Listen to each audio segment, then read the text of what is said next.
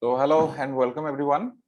This is the very first session on your population studies, or what we call as demography. It is one of the most important sections of your macroeconomics, or you can say it as a development economics, because it is an area that helps us understand development economics further, and we will learn something called as demography, and again we'll go to know how population pattern, or particularly you can say the quantitative as well as the qualitative aspects of the population of a country, what role does it play in the economic development. And you will be I expect you all are aware of a term called as population or demographic dividend.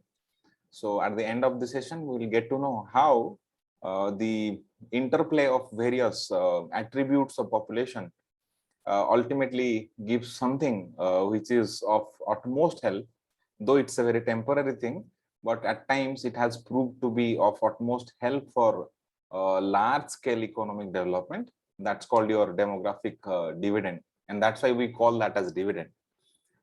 Next is we'll be starting the session with the very basics of what exactly is population, or what this science is particularly, what are the various things that we deal in this. So let me start with a presentation. So I hope it's visible to all of you. So I have named it as the population growth trend, but within that we'll read everything about population also. So let's start with the overview. You can say demographic dividend is something I have named this particular concept. I have brought it up to the forefront is because if you understand this thing, that means in order to understand what exactly is demographic dividend, you need to know a lot many things in the background. So demographic dividend, what exactly is this? It refers to the growth in an economy, right? A particular growth, right? That is the result of a change in the age structure of a country's population. That means all economic growth cannot be called as economic or demographic dividend. It is that particular economic growth, the cause of which is the change in the age pattern of a particular country. The change in the age structure is brought about by a decline in the fertility and the decline, right? Simultaneous decline in the fertility rates as well as the mortality rate. So this gives birth to a situation that helps right improve the situation of the economy, and ultimately it gives a widespread boost to the economic development or economic growth of an economy.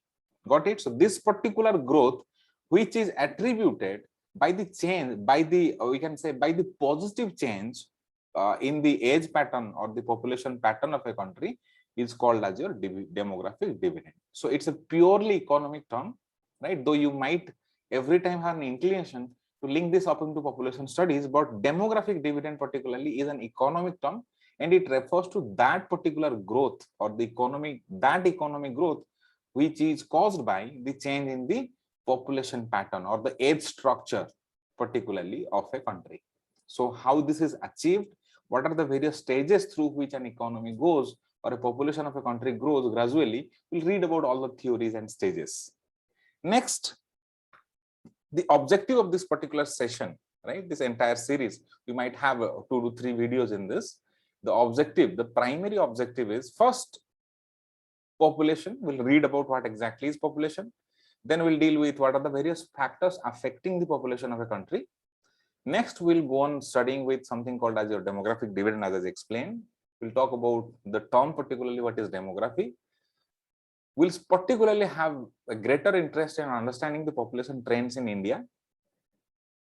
Next, we'll talk about population growth and economic development, the positive and the negative aspects, how population growth is related or how it impacts the economic development. Next, we will talk about something called as a demographic transition. This is a particular theory actually. We'll talk about that demographic transition, how the population pyramid of a country changes its shapes, right? And what are the various steps and what is the implication, economic implication. We'll talk about different stages. Next, we'll also read about the 4 mechanisms of growth in the demographic dividend. right? We'll talk about 4 particular, very, very important for your exam point of view. And in order to decipher what exactly is economic or demographic dividend, you need to know these 4 mechanisms, how right, demographic dividend is achieved. Next, we'll talk about the national population policy of India 2000, right? And at the end, we'll talk about on a absolutely different class that's called your the census of India. So we are on the verge of starting of a new census, but we'll talk about the very last census, that's 2011. So what is the economic characteristics or what the population characteristics of the country? We'll talk about the key findings of the census 2011. So this is how we have arranged this particular session. So next, in order to start with, I don't think I need to give you the definition of population, but let us understand what is exactly the meaning of population and what are the various factors affecting it. So I'm going to the tablet mode, and you all know the right obligations, right? That means no chat.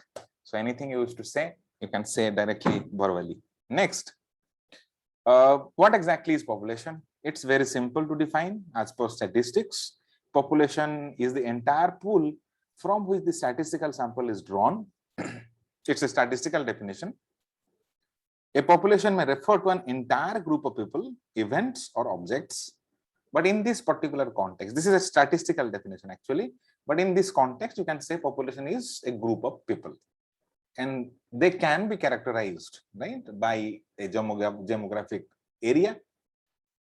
It can be segmented through age groups, anything, but particularly we are talking about the number of people. Next, a population can thus be said to be an aggregate observation of subjects grouped together by a common feature. So the common feature, particularly, it could be a geographic area. Just for example, when we say the population of India, that means that common feature that we are attaching to it in order to define that particular group, it is a geographic area. So there could be different criteria through which we can find out different segments of population.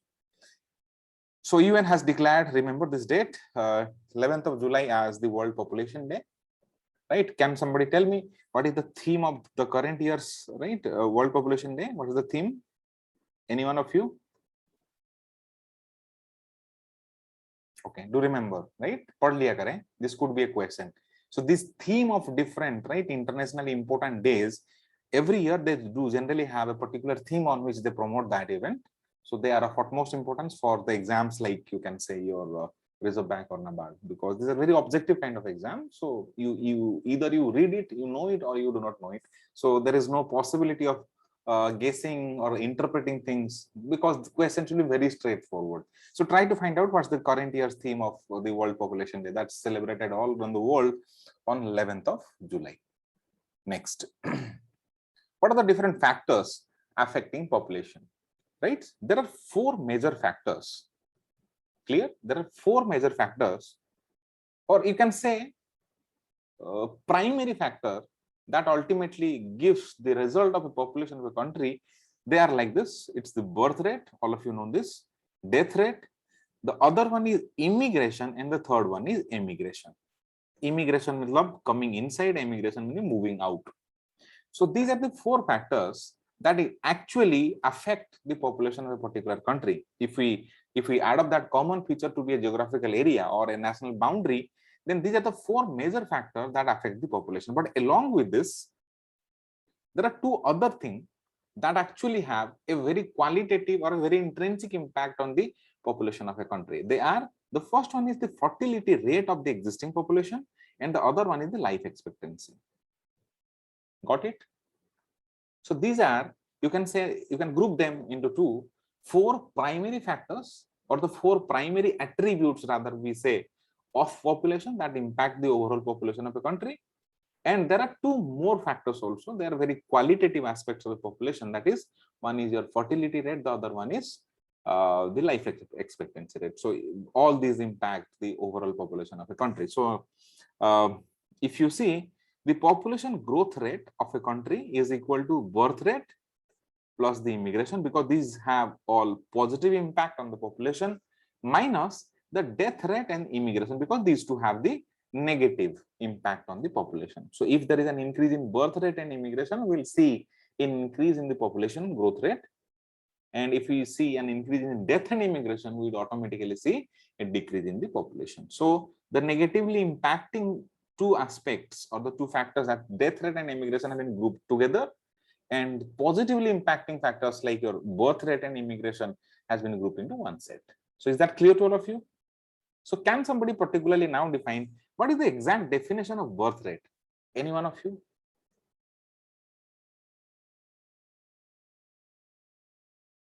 Can somebody define what exactly is birth rate? There is a definition. These are all quantitative theories. Yes, please go ahead.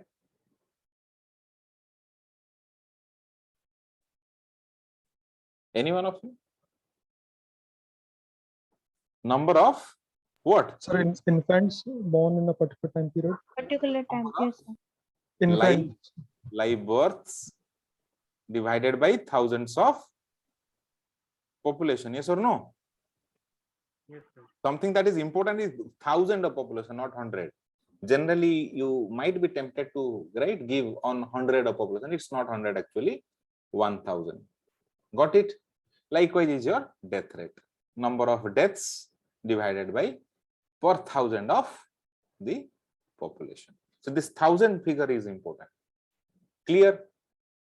Got it? Next. If you move on next, birth rate, it is defined as the number of live births per 1,000 of the population per year of a country. Birth rate, all of you know this. Death rate, the same thing. It is defined the ratio of the deaths to the population of a particular area during a particular period of time.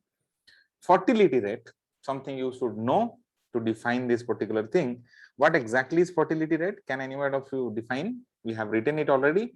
It is defined as the total number of children that would be born to each woman if she were to live to the end of her childbearing years and give birth to children in alignment with the prevailing age-specific fertility rates. Very important definition, remember. It could be asked in your exam. So fertility rate is called as, it is the total number of children that would be born to each woman if she were to live to the end of her childbearing years. That means by the time she can carry a child or conceive, she is living that entire age and give birth to children in alignment with the prevailing age-specific fertility rates. Got it? This is the particular definition of fertility rate of a country.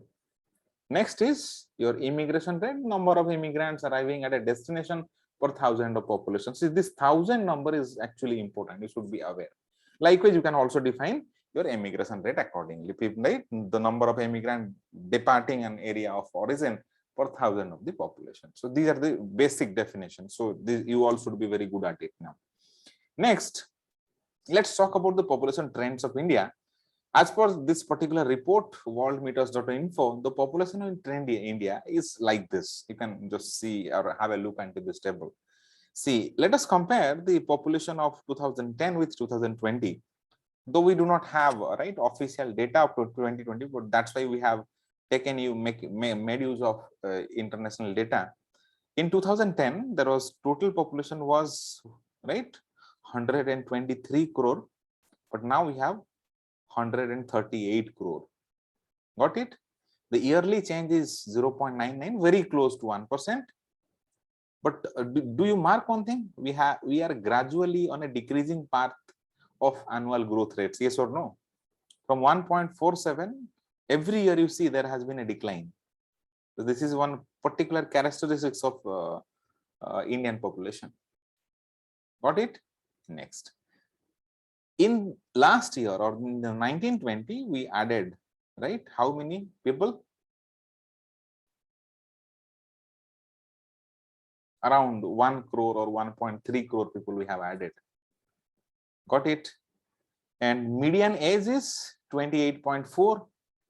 Fertility rate is 2.24. What does that mean? Can anyone make me understand? What do you mean when I say the fertility rate is 2.24?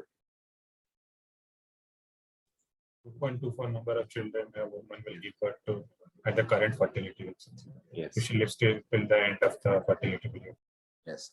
So the current density of India is 464 person per square kilometer. Can somebody tell me We'll read about these data in your rate census. But can somebody tell me which one is the most populated state of India? Most populated state of India. UP. Yes. UP is the most populated in state of India, but which state has the maximum Bengal. population density? The maximum density is in West Bengal. Got it? Clear? And what about Bihar in the position? So far as density, population density is concerned, what is the rank of Bihar? Is it population density highest in West Bengal or in Bihar? Sir, Bihar. It's Bihar, I think. Bihar, sir. It's Bihar, yes. So far as I remember, it's Bihar. Yes, it is Bihar. And can somebody remember from the facts of 2011 census? What is the population density of Bihar? It is 1182, I remember. Anyway, we'll check off that.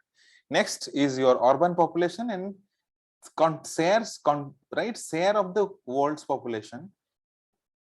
17.7% of the world's population is habitated within India. Got it? And what is the 2020 world population? It is 779 crore people. India's global rank so far as population is 2, topped by China. Clear? Find out, as per the current growth rate, by which year we will be crossing over China. This was a current news actually. As per a very latest study, there was a particular year by which we will be crossing over China so far as total population is concerned. Find out that particular year. Got it? Next. So some important figures that you should remember as per this particular report on 2020, the life expectancy of an average Indian is 70.42 years. Got it? Average life of an Indian, life expectancy of an Indian is, including both male and female, it is 70.42. Can somebody tell me, as per the history says, life expectancy of a male is generally greater or life expectancy of a female is generally greater? Sir, female. Yes. Life expectancy of a female is generally higher than the life expectancy of a male. Causes are very different. We don't have to discuss much about that. But remember this particular number, that the current life expectancy of an average Indian is 70.42 year. तो 70.5 साल का एक life expectancy अभी हमारा है. So deaths under 32 under the age 5 is it's 32.9, right, and per 1,000 of live births. ठीक है? तो ये अंडर एज मोर्टालिटी रेट कहा जाता है इसको, right? This particular terminology is called as U5MR, under 5 mortality rate. इसको शॉर्ट में U5MR भी लिखा जाता है. Got it? Next, the infant mortality rate is 26.6. So what is the basic difference between this? Death under the age of 5, and what about the infant mortality? Why is it different? How are they different? Age. Yes. What is the age for infant mortality rate? 1. Yes. Infant means 1 year. Got it? Clear? Next. So if you go next, there is an important theory, very popular theory. Perhaps that is the theory that defines the study of population. Malthus theory of population growth. So I think I'm not going to tell you the theory. Remember the year, actually, the essay on population was published by Malthus in 1798. Remember this year? बार-बार exam में आता है. He argued that human population grows at a much faster rate than the rate at which the means of human subsistence, specifically food, but also clothing and agriculture-based product can grow. That means what? The growth rate of human population is quite higher than the growth rate of agricultural production. Got it? And he proved that the population grows in geometric progression, right? Human population grows in geometric progression in the GP format, whereas agricultural or food production grows in arithmetic progression. So what is the difference basically? World population increases in geometric progression like a fashion of 2, 4, 8, 16, like this. Whereas agricultural production grows only arithmetically, like 2, 4, 6, 8, 10, 12, like this. Whereas this is 2, 4, 8, 16, 32, 64, like this. Got it? Remember these things. Repetitively, you will see these questions in your exam. Human population grows geometrically, whereas agricultural products or the growth of agricultural production grows arithmetically. There are lot many, right? I can say criticism of this particular theory also. It is not that this is the perfect thing. There are lot many criticism about the Malthusian theory also. But yes, this is one of the very established or very incipient theory of population, right? Studies, जो कि पूरा का पूरा ये discipline को create किया था. And that's why these numbers and these theories are very important. Now, if you move next, there came after Malthusian theory, there came certain more, right, demography specialists, right, जिनको हम कहते हैं neo Malthusian theory. And what did they propose actually? The term neo Malthusianism was first used by in 1877. In 1790, Malthus published the production, right? He produced this particular article called as Essay on Population in 1798. And in the subsequent period, in 1877, Dr. Samuel von Houten, for the very first time in 1877, he used this particular word, neo-Malthusianism. One of the vice president of the Malthusian League, there was a league actually of study on population. So he was one of the vice president who proposed this particular theory of neo-Malthusian theory. This theory focused on the effects of population on human conduct and behavior. Remember, it's a neo-Malthusian theory hai. It is more inclined into the effects of increasing or the change in population on how that is impacting the human conduct or behavior. Got it? Malthusian theory established the growth rate of human population with, right, vis-a-vis your agricultural or the food subsistence level productions, whereas this neo-Malthusian theory particularly focused on the human conduct and behavior with the changing population patterns. Next, the neo-Malthusian theory movement was therefore different from the conventional Malthusian theory on two fronts. How this was different from the Malthusian theory? First is it's stressed on birth control methods, and it identified working class with the problem of overpopulation. Got it? It mostly stressed on birth control methods, and it identified working class with the problem of overpopulation. The overcrowded industrial slums were identified as the places of moral degradation. Got it? See, the neo-Malthusian theory is little bit more inclined towards the outcome, that is human conduct and behavior, rather than simply quantitative analysis of number, just as it was done by Malthus. Got it? So Malthusian theory purely focused on the quantitative aspect, whereas neo-Malthusian theory focused more on the right behavioral outcome or the conduct or the social outcome of the change in population or increase in population. Is that clear to all of you? Understand and remember these differences. Clear? Next. The population growth and economic development, how are they related? All of you know this.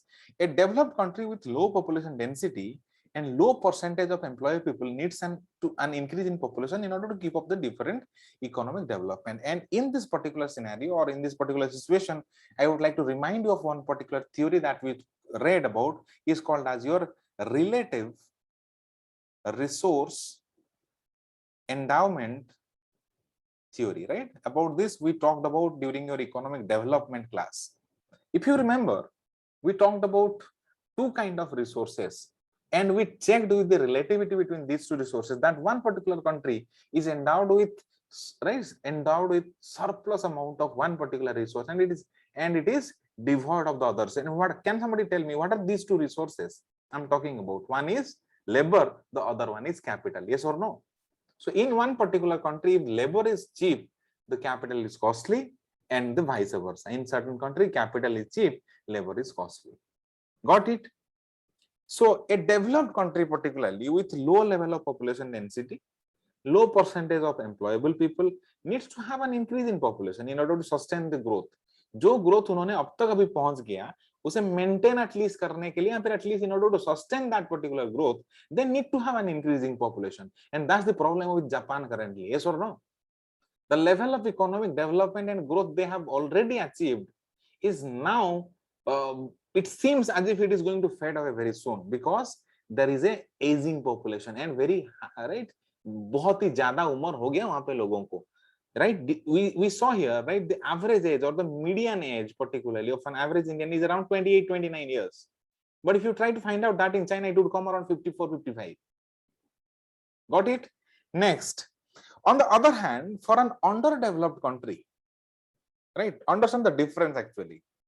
Developed country with lesser population density and less number of left out people, those who are employable, they need to have an increase in population, whereas an underdeveloped country with high population density and high percentage of employable people, any increase in its population will be detrimental to its economic development. Yes or no?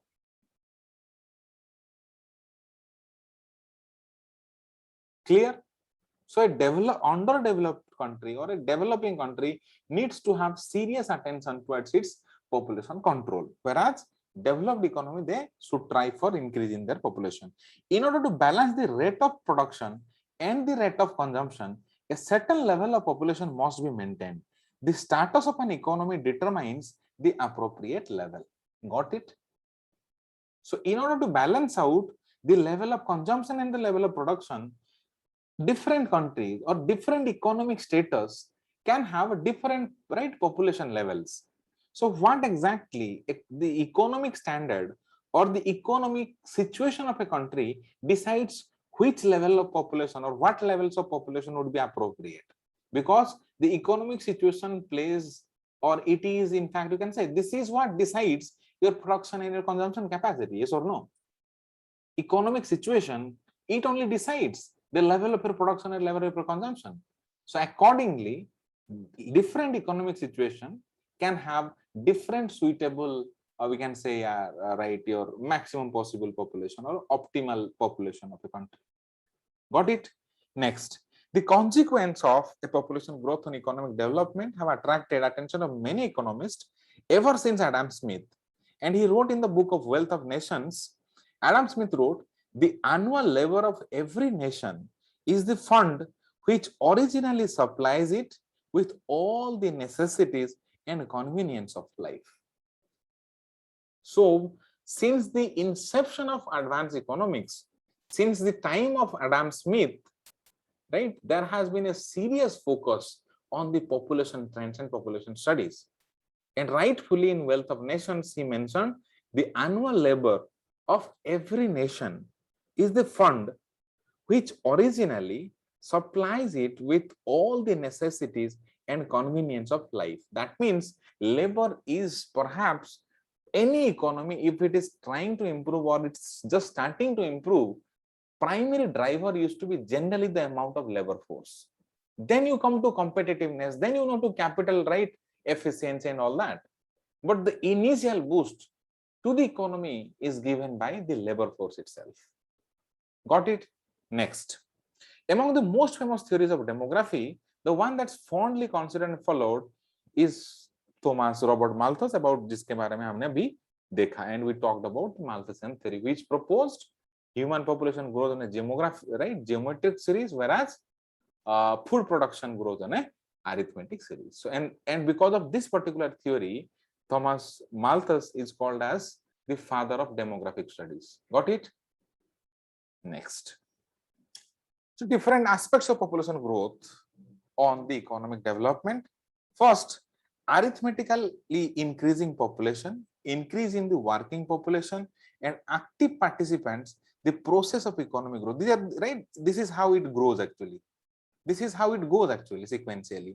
Arithmetic increase in the population, that leads to increase in the working population, that leads to active participants, that also leads to process of economic growth and development automatically, as we discussed now. This is kind of a chain reaction. It happens one by one.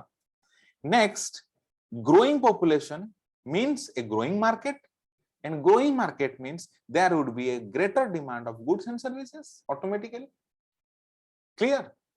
Next, the business activity spurred as a consequence. Whenever there will be increase in population, more people will be demanding more things, more income and employment will be created in the process automatically. See how one step is leading to the other. Are you all getting it? How population plays a very important role in your economic situation or the economic engine of a country. One thing leads to the other. Got it? And the increase in the employment, it may not hold good for small countries. ये जो हमने cycle अभी देखा, for example step by step ऐसा होता है, इसके बाद ये और इसके बाद ऐसा ही होता है. This particular assumption or this particular way of doing things or going things may not hold good for very smaller countries because of high density population and small domestic market size. Got it?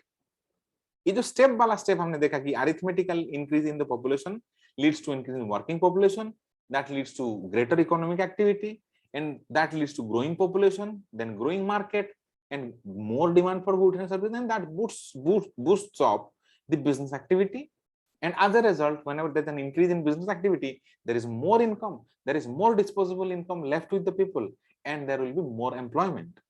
But this cycle, entire cycle that we talked about, that one step triggers the other, it might not hold good for a small country with high density of populations. And whenever there is increase in high density of population, the domestic market is generally small. It's not that big because the country is very small. Got it? Next. The Green Revolution has greatly offset the effect of diminishing returns in the agriculture and the specter of food problem and its aftermath, as hunger and famine. Virtually it vanished, augmenting the positive aspects. Yes or no? ये जो diminishing return in agriculture हमने पहले से पढ़ा हुआ था, right? That the outcome from the next unit of capital deployed, that's called your diminishing return, generally gets reduced. But this particular Green Revolution proved everything, right? That yes, one more unit of capital deployed, if deployed particularly in productive activities like research, creating infrastructure, right, there could be an increase in return. There won't be any diminishing return. And Green Revolution was a great example for that. And that is why I tell, education is something which has an increasing rate of return. You might have every time read about the the theory of diminishing utility or theory of diminishing return. But education is something, right? It's one such economic activity, rather I would say, or economic resource I would rather say, which has an increasing return actually. Got it? Any live example is Green Revolution. Clear? Next, the negative aspects. We talked about the positive aspects of population growth. Let us now discuss about the negative aspects. If the rate of growth of population exceeds the rate of production, what will happen? There would be scarcity. The economic development is hampered automatically, yes or no? And how the when it hampers economic development, society with the limited stock of the capital labor to be substituted for capital production function, and it exhibits the law of diminishing return. Got it? अगर confusion है, आप दोबारा lecture को और ये PPT को दोबारा देखिएगा. I'll be supplying you with absolutely beautiful notes today also, so that once you refer, if you still have any doubt, you can get back to me. Next, this particular Cole-Hoover thesis, what it said, the adverse effect of population growth on the savings and capital formation through the following effects. And this is very much contextual so far as Indian economy is concerned. See, this is a pointer, or this is a specific notice to all the students. See, all of you know, you can write one page regarding the adverse impact of population growth, yes or no? Some of you might be writing main exam of UPSC or OPSC or anything, right? You might be writing main exam of NABARD if you clear the prelim. So you might write it is quite easy for you to write one literal complete page of around 500-600 words on the negative impact of population growth. You can very easily write. But remember, why am I touching upon these all theories? Because these theories, though they look very short, because once you mention the name of the theory and its context, if you are able to explain it properly, may it be your one page that might be absolutely substituted with even better mark by simply a paragraph. and that's my job. Extrapolating things is your job. My job is to give you precise information and value added information. Got it? One anybody, right? It's just right a 10th class का बच्चा होगा जिसको एक page लिखने में कोई दिक्कत होगा, adverse impact of population. But how many of you will be putting up the theory's name, and how many of you will be writing the statements or your answers on an economic way? So this is how it is done, and that is how perhaps I write my essay to score so good in English actually. Next, understand this particular theory, it's a thesis, it's not a theory actually. So Kohl-Huber thesis, it shows the adverse impact of population on the savings and capital formation. So how a rapidly increasing population has a negative impact on the savings, the growth of savings and capital formation. It is through three factors actually, three mechanisms. First one is age dependency effect. We'll read about that, what exactly is age dependency. Remember at least these three. Second one is capital sallowing effect. And the third one is investment diversion effect. So let us now discuss about the three kind of effects proposed by the Kohl-Huber thesis on to decide or to see exactly how an increase in population leads to a reduction in the savings rate and in the capital formation too. So let us now discuss them one by one. So now let us first focus on what exactly is age dependency effect. What is this? Age dependency, there are three types of age dependency ratio actually. Got it? The youth dependency ratio, सबसे पहला जो है, is the ratio of the population of the age 0 to 15 divided by the population of the age 16 to 44. That means number of people in the age 0 to 15 divided by the working age population. That means from the age 16 to 64. This particular ratio is called your youth dependency ratio. What is then old age dependency ratio? The old age dependency ratio is number of person greater than the age of 65. That means somebody beyond 65 divided by the working age population. That means 16 to 64. Got it? This is the second dependency ratio. One dependency ratio is youth dependency. The other one is old age dependency. See, a person lives for a certain period of time. So age up to 15 years is called your youth, or young age. 15 to 64 is considered the age called as your working age. Beyond 64 it is called as old age, and likewise is the definition. So this population portion, somebody who is within the age of 15, he is dependent on his parents, his family member of the working age group. And somebody who is growing older than 64, he is getting into old age. Now he will also depend on this working age population. Got it? So the youth dependency ratio is called as from 0 to 15 by working age 16 to 64, old age is. So if you combinedly see this, there is one final dependency ratio called the total age dependency ratio. It is what? Number of people from 0 to 15 plus number of people greater than 64 divided by the working age population. Got it? So there are three kinds of your dependency ratios. Got it now? Next, the total dependency ratio, and it is calculated by like this. Old age dependency, as I discussed already, and the third one is the complete dependency or the full dependency ratio. Got it? Now, second one is capital sallowing effect.